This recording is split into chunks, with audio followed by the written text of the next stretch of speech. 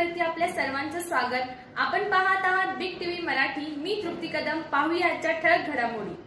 आज संक जिल्हा परिषद मतदारसंघातून जनस्वराज्य शक्ती या पक्षाच्या उमेदवारी एबी फॉर्मवरती आज संक जिल्हा परिषद मतदारसंघातून सौभाग्यवती प्रियांका सपकाळे यांचा जिल्हा परिषद उमेदवारी अर्ज दाखल केलेला आहे।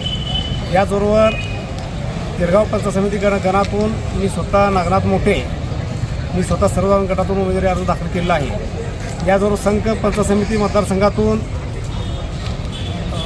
बिराप्पा खोत यांचा उमेदवारी अर्ज आम्ही सर्वसाधारण म्हणजे ओबीसी मतदारसंघातून आम्ही दाखल केलेला आहे। संक जिल्हा परिषद मतदारसंघामध्ये जनस्वराज्य शक्ती पक्षाची ताकद यापूर्वीपासून आहे।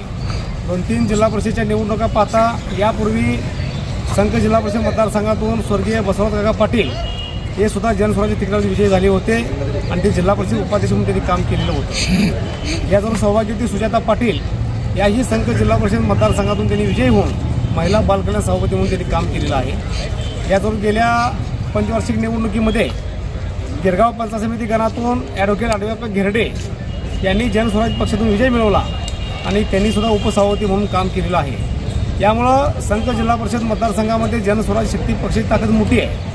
याचबरोबर आमचे नेते राजू सपकाळे यांनी प्रशासन पातळीवरती प्रयत्न करून संक जिल्हा परिषद मतदारसंघामध्ये कोट्यवधीची विकास कामं केलेली आहेत। प्रत्येक गावामध्ये विकासाचा निधी खेचून आणला आणि त्या विकास कामाच्या माध्यमातून त्या गावाचा सर्वांगीण विकास करण्याचं काम केलेलं आहे। यामुळे विकास कामाच्या जोरावरती आम्ही संक जिल्हा परिषद मतदारसंघातून ताकदीने निवडून लढवत आहोत। आता आम्ही छाननीच्या वेळी वाट न पाहता उद्यापासून आम्ही प्रत्येक घर टू घर प्रचार यंत्रणा राबवून निश्चितपणानं ह्या मतदारसंघामध्ये जनस्वराज्य शक्ती पक्ष तिन्ही आम्ही उमेदवार 100% विजय हो अशा पद्धतीचा आम्हाला ह्या ठिकाणी विश्वास आहे। जनस्वराज पक्षाचे अध्यक्ष माननीय माजी मंत्री विनयजी कोरे साहेब व जनस्वराज पक्षाचे प्रदेशाध्यक्ष माननीय समितदादा कदम यांच्या नेतृत्वाखाली संघ गटामध्ये अनेक विकास कामं आम्ही केलेली आहेत आणि आजपर्यंत संघ तसेच पूर्व भागामध्ये जवळजवळ 28 कोटीची विकास कामं आजपर्यंत आम्ही केलेली आहेत। त्यामुळं विकासाचा प्रचंड आवाका असल्यामुळं